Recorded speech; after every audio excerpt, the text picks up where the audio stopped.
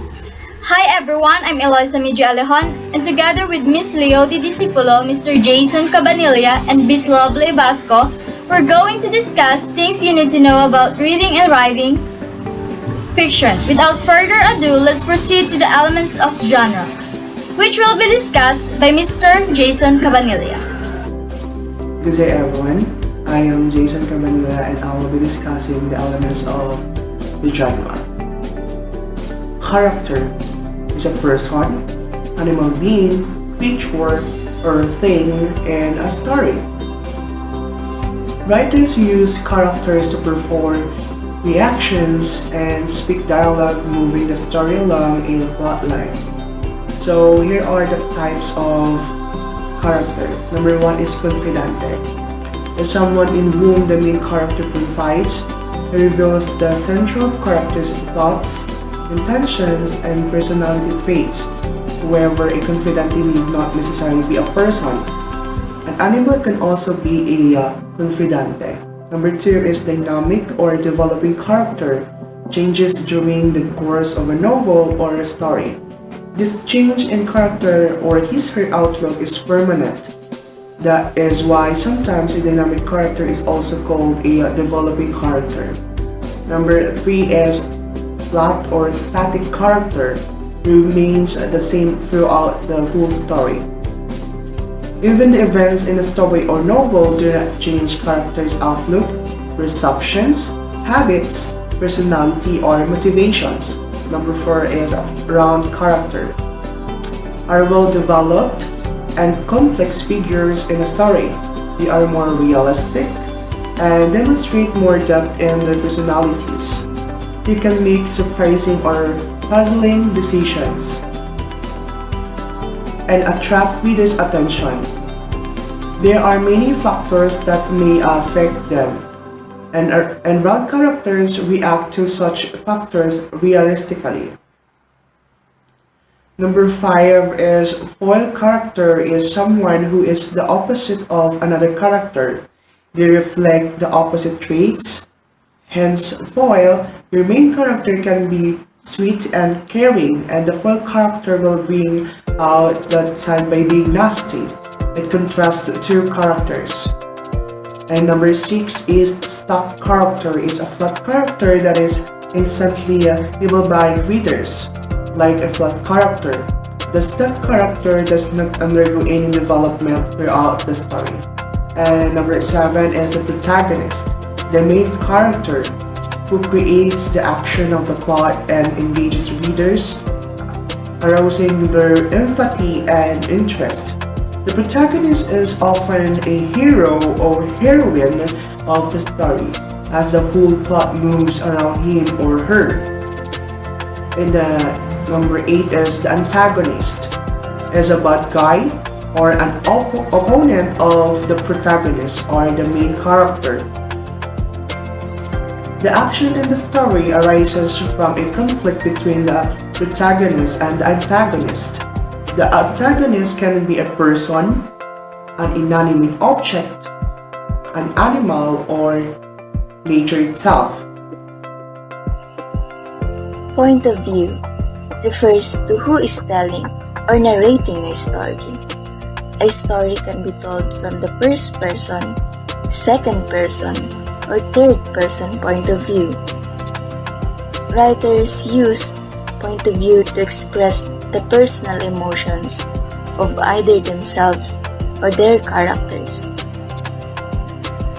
First person point of view. The main character is telling the story. Readers will see the words I, me, or we in first person writing. It is commonly used for narratives and autobiographies. First person point of view can be singular or plural. The singular form uses I or me, and the plural form uses the word we. Both are used to give the writer's personal perspective. Second person point of view. The writer has the narrator speaking to the readers. The words you, your, and yours are used from this point of view. Third-person point of view has an external narrator telling the story. Words like he, she, it, or they are used in this point of view. Third-person point of view is often used in academic writing and fiction. There are three types of third-person point of view. Third-person limited omniscient point of view. An author sticks closely to one character but remains in third person. The narrator can do this for the entire novel or switch between different characters for different chapters or sections. This point of view allows the author to limit a reader's perspective and control what information the reader knows. Third-person omniscient point of view. Narrator knows everything about the story and its characters. This narrator can enter anyone's mind, move freely through time, and give the reader their own opinions and observations as well as those of the characters. For example, Jane Austen's Pride and Prejudice is told from a third-person omniscient point of view, giving the reader full access to the main character, Elizabeth, as well as the characters, others around her. Third-person objective point of view. It has a neutral narrator that is not privy to characters' thoughts or feelings. The narrator presents the story with an observational tone. Ernest Hemingway employs this narrative voice in his short story, Hills Like White Elephants. An unknown narrator relays the dialogue between a couple as they wait for a train in Spain. This point of view puts the reader in the position of a voyeur eavesdropping on a scene or plot.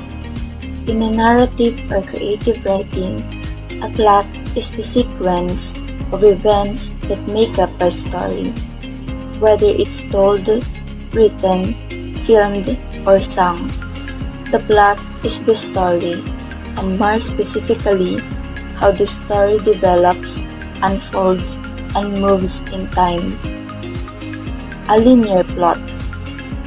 Every short story or novel follows linear plot, a straightforward storylines that contains all of the plot elements in chronological order.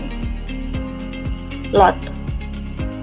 The important series or events that happen in a story. It consists of exposition, rising action, climax, falling action, and denouement. Modular or episodic plot.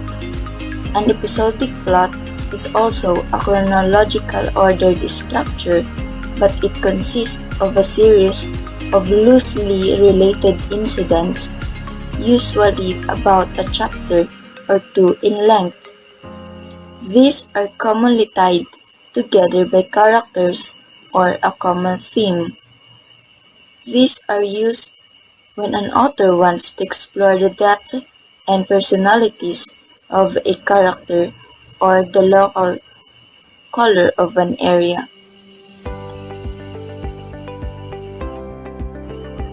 Traditional parts. Exposition. At the beginning of the story, characters, setting, and the main conflict are typically introduced. Rising action. The main character is in crisis and events leading up to facing the conflict begin to unfold. The story becomes complicated. Climax. At the peak of this story, a major event occurs in which the main character faces a major enemy, fear, challenge, or other source of conflict. The most action, drama, change, and excitement occurs here. Falling action. The story begins to slow down and work towards its end, tying up loose ends. Resolution or the denouement, also known as the denouement. The resolution is like a concluding paragraph that revolves any remaining issues and ends the story. So let's proceed to the setting and atmosphere. Setting is the specific place, time period, and weather and time of day in which the story takes place. Atmosphere, it refers to the surrounding mood generally established through settings. Place, geographical location, where is the action of the story taking place. For example, Cinderella's home in a kingdom far away. In a kingdom far away is the place. Time, historical period, time of day, year, etc. When is the story taking place? For example, Cinderella as a young girl long ago in the past. Long ago in the past is the time. Lastly, social conditions. What is the daily life of characters like? Does the story contain local color? Writing that focuses on the speech, dress, mannerism, customs, etc. of a particular place. So let's move on to the conflict. Conflict is some challenge or opposition the character faces. A typical conflict is the protagonist somehow confronting or fighting the villain. We have here the four main conflicts, which are the man versus self, man versus man versus society, and lastly the man versus nature. In man versus self, a character battling inner demons, one who has an inner moral or conflict. Man versus man, it is clear and universally understood as a good versus evil story in which an unambiguous challenger opposes the main character. Man versus society, when a novel sets a character against a tradition, an institution, a law, or some other societal construct.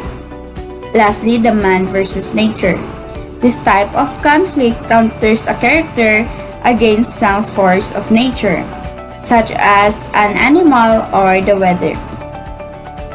So we have here the irony. The irony is the expression of one's meaning by using language that normally signifies the opposite, typically for humorous or emphatic effect. Types of irony, we have here the three types of irony, which are the verbal, situational, and dramatic irony. Verbal irony is the speaker intends to be understood as meaning something that contrasts with the literal or usual meaning of what he says. In situational irony, it occurs when actions or events have the opposite result from what is expected or what is intended. Lastly, the dramatic irony. An audience's awareness of the situation in which a work's characters exist differs substantially from that of the characters, and the words and actions of the characters therefore take on a different, often contradictory. Theme will be discussed by Miss Alejon. So first, what is a theme? Theme is a subject or a topic of discourse or of artistic representation. It is a specific and distinctive quality, characteristic, or concern in an article. Theme, in other words, it is basically the main idea of a story that the writer wanted to express and convey to the reader. Example themes are death, revenge, justice, reconciliation, madness, and betrayal. Theme can also be expressed in more abstract way, as an idea or moral, such slow and steady wins a race, which is the theme of Aesop's The Tortoise and the Hare. Next is the moral. Moral of a story is the lesson that the story teaches about how to behave in the world. The moral of a story is supposed to teach you how to be a better person. An example, being overconfident can lead a person to his own downfall. In the story of the tortoise and the hare became overconfident, thinking that the tortoise will never finish the race, that no matter what, he will be the one to win the race, so he took a nap until he totally fell asleep. And at the time he woke up, the tortoise were already near the finish line, and at the end, the hare lost in the race. So that's the moral or lesson in this story, that being overconfident can lead a person to his own downfall. Next is the dramatic premise. A premise is the main idea behind a story or other writing project. It is the most basic foundation of writer's work. In fiction, it supports the plot. In non-fiction, its rules is to support the information and or research that will be presented. So, dramatic premise is the foundational idea that expresses the plot in simple terms. So next is the insight. Insight is being able to see or understand something clearly. It often includes having an understanding of what a cause and effect relationship. Namely, if you do A, then B will happen. An example, short stories written by Tim O'Brien, The Man I Killed, and Ron Rush Return. Both provide insight into the tormented psyches of veterans hunted by the image of soldiers they killed in combat. So there's a cause and effect. Both writers personalize the men they killed, imagining what their lives would have been like living in Vietnam or Japan had they survived. Next are the techniques and literary devices. First is the tone. Tone is a quality, feeling, style, and attitude expressed by the words that someone uses in speaking or writing. An example is scared, excited, worried, foolish, smart, and depressed. Next is foreshadowing. It is a literary device in which a writer gives an advanced hint of what is to come later in the story. It often appears at the beginning of a story or a chapter, and it helps the reader develop expectations about the coming events. An example is Hamlet's madness in the story Hamlet by William Shakespeare. Horatio warns Hamlet that the ghost may deprive her sovereignty of reason and draw you into madness. The ghost itself instructs Hamlet, "Taint not thy mind." The warnings foreshadow Hamlet's descent into madness. However, as always in Hamlet, we see a further layer of complexity to the question of Hamlet's madness. After his encounter with the ghost, Hamlet tells Horatio that he may put an antique disposition on, that is, pretend to be mad. The play therefore sets up two different ways to understand Hamlet's increasingly erratic behavior, as the real madness predicted by the ghost in Horatio, or as the antique disposition mentioned by Hamlet. This uncertainty makes Hamlet's character ultimately mysterious. So next is the symbolism and motif.